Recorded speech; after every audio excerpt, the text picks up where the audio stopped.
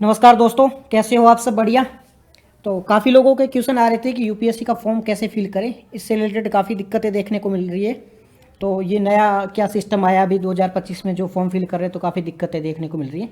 तो इसके बारे में बात कर लेते हैं। देखो, तो पहले कुछ चीज़ें तो आपको पता होंगी कि अभी यूपीएससी की नोटिफिकेशन आ चुकी है और जो फॉर्म फिल की डेट है वो आ चुकी है। कब से डेट आई है? डेट आई है 22 जनवरी से, 22 जनवरी से डेट आ गई है। और लास्ट डेट क्या है? लास्ट डेट है 11 फरवरी। एक बार 1 मिनट ना, पेन ले लेता हूँ मैं, पेन की अलग इश्यू है। ठीक है, 22 जनवरी से ये डेट स्टार्ट हो चुकी है। और ये कब तक चलेगी? ये 11 फरवरी तक चलेगी। देखो, लेटेस्ट अपडेट ये है 22 जनवरी 22 जन 2025 से डेट आ चुकी है और 11 फरवरी को लास्ट डेट है। यहाँ से सारा प्रोसेस स्टार्ट हो चुका है। अब अगर कोई आपके फॉर्म में दिक्कत आती है तो करेक्शन की जो डेट है ना, ये 18 फेब तक है, 18 फेब 2025 तक है। यानी कि अगर कोई दिक्कत आती है आपके फॉर्म में तो 18 तारीख तक जाके आप ठीक कर सकते हो, उस करेक्शन को सुधार कर सकते हैं। बट हम दिक्कत आने ही नहीं देंगे, हम पहले से सब सही से फील करेंगे तो कोई दिक्कत नहीं आएंगी, तो हमें कोई टेंशन रहेगी नहीं। फिर किस प्रकार से ये टाइम टेबल चलेगा? सबसे पहले 22 को नोटिफिकेशन आया है और स्टेट जो स्टार्ट डेट है 22 से हो गई है। ठीक है, और फिर लास्ट डेट क्या है? 11 फरवरी है। फिर विंडो कब तक खुली रहेगी करेक्शन की?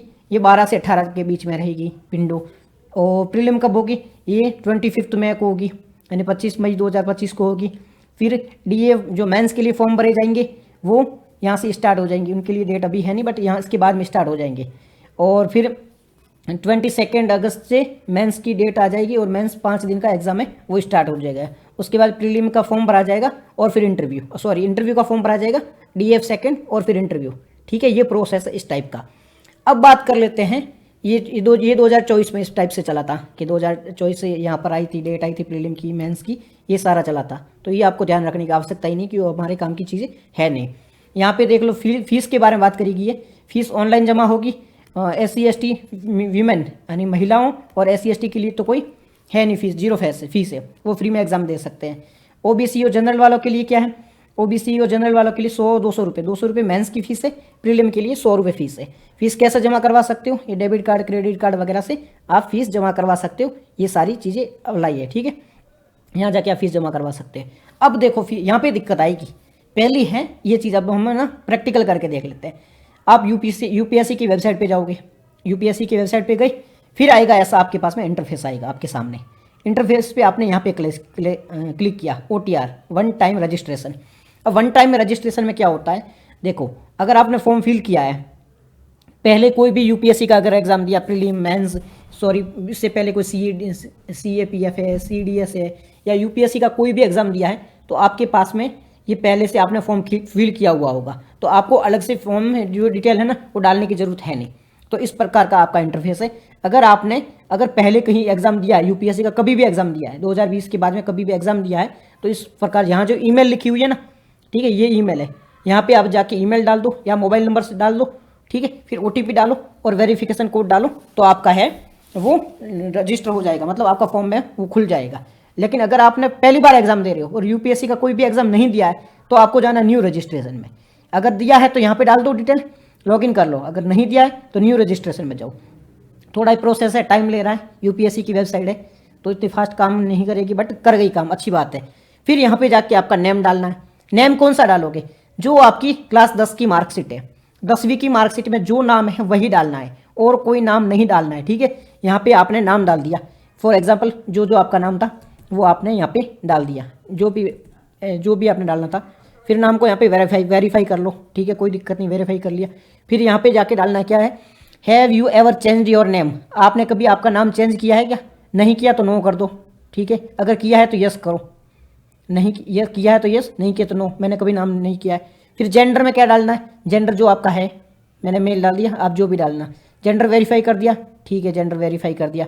बर्थ डेट डाल दो, जो भी आपकी बर्थ डेट है, जो कि कहाँ पर 10th और सेकेंडरी के एग्जामिनेशन में जो भी आपकी बर्थ डेट थी ना, birth date recorded in secondary examination, 10वीं की मार्कशीट में जो भी आपकी बर्थ डेट है वो यहाँ पे डाल दिया जाएगा। ठीक है, जो भी मेरी 7/7/2000 यहाँ मैंने मेंशन कर दी।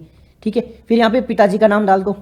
ठीक है, जो आपकी मार्कशीट में है, जो मार्कशीट में आगे श्री वगैरह कुछ भी नहीं लगाना, नॉर्मल नाम डालना है। ठीक है, यहाँ पे आपके पिताजी का नाम है, वेरीफाई कर लिया। सेम माता जी का नाम डालो, सेम वेरीफाई कर लो। फिर माइनॉरिटी स्टेटस, अगर आप हिंदू हो तो नो कर दो, अदर किसी में आते हो तो यस कर दो, मैं नो कर देता हूँ।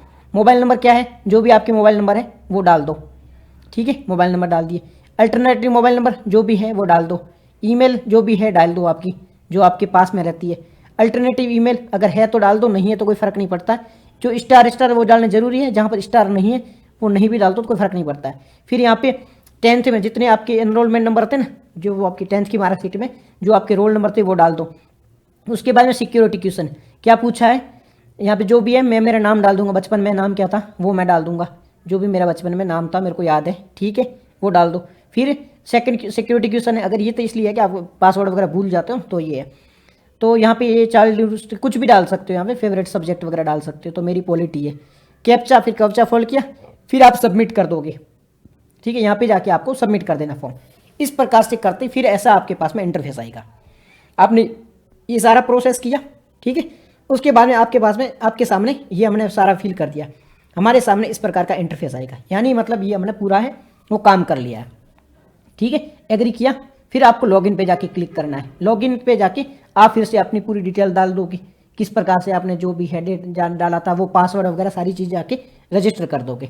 यहाँ पे आपने लॉगिन किया, लॉगिन पे यहाँ पे जाके मोबाइल नंबर से करना लॉगिन, ठीक है, ईमेल पे दिक्कत रहती है, ओटीपी आते नहीं जल्दी।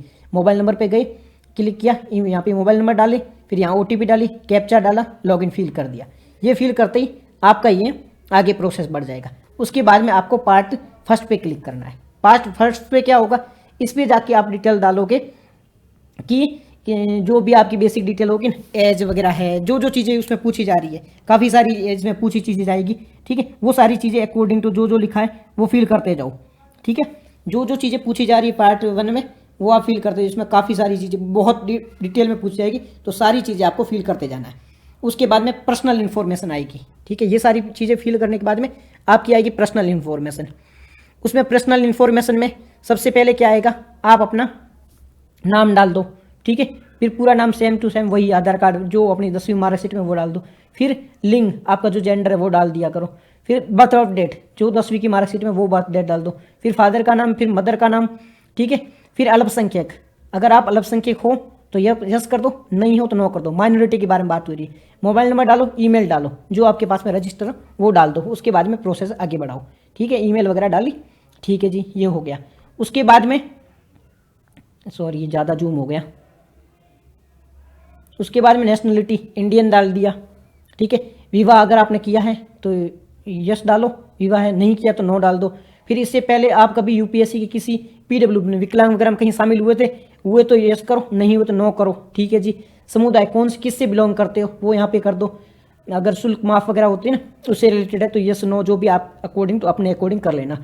फिर एजुकेशन क्वालिफिकेशन के बारे में यहाँ पे डालना है कि आपने कहाँ से क्या एजुकेशन करी है, वो सारी डिटेल यहाँ पे आप भर सकते हो, ठीक है, कहाँ तक पढ़ाई करी वो सारी चीज़ें यहाँ पे आ जाएगी। फिर एड्रेस के बारे में बताना है, ये एड्रेस है ना, इसमें जो अभी आप एक परमानेंट एड्रेस होता है और एक जब यहाँ पे अभी रह रहे हो, पर कोशिश करना अगर आप परमानेंट और वो एक हो तो ही बेटर है, क्योंकि अगर आप रूम पे रह रहे हो और बार बार एड्रेस चेंज हो रहा है तो वो दिक्कत कर सकता है। कोशिश करना कि वो एक ही एड्रेस रहे तो बेटर है। तो पिन कोड, फ़ोन नंबर वगैरह सारे डाल के वो एड्रेस डाल के फिर आगे बढ़ो। उसके बाद में क्या है, वो सारी चीज़ें आपने कर लिए। फिर यहाँ पे आता है मेन चीज़ें, फ़ोटो, ये पहली पहचान पत्र। इसमें क्या चीज़ आपको डालनी है, आधार कार्ड, पासपोर्ट या ठीक है पैन कार्ड, ये सारी चीज़ें हैं। तो जो आपके पास में रहे वो उसमें से किसी एक को डाल सकते हो। आधार कार्ड बेटर रहता है क्योंकि अवेलेबिलिटी बहुत ज़्यादा रहती है, ठीक है। तो यहाँ पे आधार कार्ड आपने डाल दिया है। फिर यहाँ पे आधार कार्ड की कन्फर्मेशन नंबर डाल दिए, वो डाल दो, वो सारी चीज़ डाले, आगे बढ़े। फिर आपको यहाँ पे परसेंटेज के बारे में बताना, आपके परसेंटेज कितने बने थे वो सारी चीज़ें यहाँ पे मेंशन कर दो, ठीक है। फिर सिविल सर्विस, आपने कभी इससे पहले एग्जाम दिया था यूपीएससी का, मतलब जो सिविल सर्विस का था, सीएससी का कभी एग्जाम दिया था। अगर प्रीलिम दूसरी बार दे रहे हो तो 2 करो, तीसरी बार दे रहे हो 3 करो, पहली बार दे रहे हो तो 0 करो, कुछ भी मत करो, ठीक है, आगे बढ़ो। फिर यहाँ पे सीएमएस के बारे में है कि आपने कुछ परीक्षा केंद्र वगैरह है ना कहाँ सेलेक्ट करना, तो वहाँ पे जाके सेलेक्ट कर सकते हो। फिर पेपर के लिए भाषा चेंज करनी सेलेक्ट करनी है, आप यूपीएससी में कौन सी लैंग्वेज में एग्जाम देना चाहते हो वो सारे यहाँ पे सेलेक्ट कर सकते हो, ठीक है। मतलब आपको लैंग्वेज पूछी जाएगी ना, एक तो आपका ऑप्शनल पेपर होगा, फिर आप हिंदी में एग्जाम देना चाहते हो, इंग्लिश में देना चाहते हो या किसी अदर लैंग्वेज में देना चाहते हो तो वो यहाँ पर जाके आप सेलेक्ट कर सकते हो, ठीक है। वैकल्पिक जगह तो हिंदी होती है, इंग्लिश होती है, तो इंग्लिश तो कंपलसरी है, तो हिंदी के साथ साथ और क्या रखना चाहते हो तो वो यहाँ पे जाके सेलेक्ट कर सकते हो कि आप कौन सा रखना चाहते हो पेपर। वो आपने सेलेक्ट कर लिया है। उसके बाद में यहाँ पे पूछ रहा हूँ आप असम, अरुणाचल प्रदेश, मिजोरम, मेघालय इन किसी राज्य में से हो तो ठीक है, नहीं हो तो आगे बढ़ो। हो तो सेलेक्ट कर दो, नहीं हो तो आगे बढ़ो। कंटिन्यू करोगे, फिर अपडेट कर दोगे, फिर यहाँ पे आपकी सारी डिटेल आ जाएगी। ठीक है, आपने फॉर्म फिल किया है, उसकी सारी डिटेल आ जाएगी कि क्या नाम है, किस प्रकार से, वो सारी डिटेल आपके सामने आ जाएगी। उसका प्रिंट निकाल लो और एक बार रीवेरिफिकेशन कर लेना कि आपने क्या क्या फिल किया था, किस किस प्रकार से फिल किया था, वो सारी चीज़ें। उसके बाद में आएगा फ़ोटो। तो यहाँ पे जाके आपको फ़ोटो सेलेक्ट करनी है। फ़ोटो किस प्रकार से करनी है ये आप देख लो। ये पेन एक बार काम करो, ये है ना, इतने इतने में आपका फ़ोटो है। यहाँ पे आपका नाम और आपने कब फ़ोटो ली। फ़ोटो 10 दिन से पुरानी नहीं होनी चाहिए, 10 दिन से ज़्यादा पुरानी नहीं होनी चाहिए। ऊपर आपकी फ़ोटो है, बीच में नाम है और फिर 10 जो डेट की आपने फ़ोटो ली थी तो वो फ़ोटो होनी चाहिए। 10 दिन से ज़्यादा पुरानी नहीं है। और फ़ोटो जो साइज़ वगैरह आप एडजस्ट कर लेना। फिर इस प्रकार से क्लियर सिग्नेचर होने चाहिए। फिर नीचे जो आपकी आधार कार्ड वगैरह है उसकी डिटेल होनी चाहिए। उसके बाद में कंटिन्यू करो और आगे बढ़ो। फिर ये आपकी रजिस्ट्रेशन आ जाएगी। सारे अगर ग्रीन है इसका मतलब आपका है वो प्रिंट हो चुका है, सही हो चुका है। ठीक है, फिर आगे बढ़ो। तो इस प्रकार से आप फॉर्म फिल कर लोगे। अगर वेबसाइट में अगर कोई दिक्कत आती है तो वहाँ पे जाके करेक्शन कर सकते हो। दोनों रजिस्ट्रेशन के पार्ट हो चुके हैं। अगर कहीं भी दिक्कत आ सकती हो तो वहाँ पे जाके चेंज करवा सकते हो।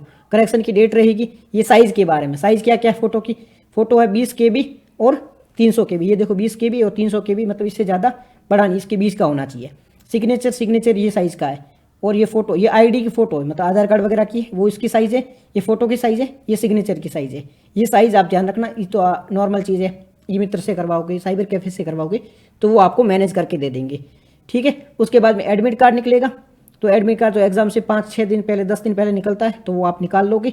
और उसके बाद आगे वाला प्रोसेस तो जब एडमिट कार्ड आएगा तब हम देखेंगे कहाँ से एडमिट कार्ड आता है, कैसे डाउनलोड करना है, तो वो जब एग्ज़ाम आएगा तो हम देख लेंगे। ठीक है, इतनी बेसिक डिटेल थी। और कोई दिक्कत आए तो आप पूछ सकते हो, कोई भी हो, कमेंट में, मैसेज में, कहीं पे भी आप पूछ सकते हो, तो हम इसके बारे में बातचीत कर लेंगे।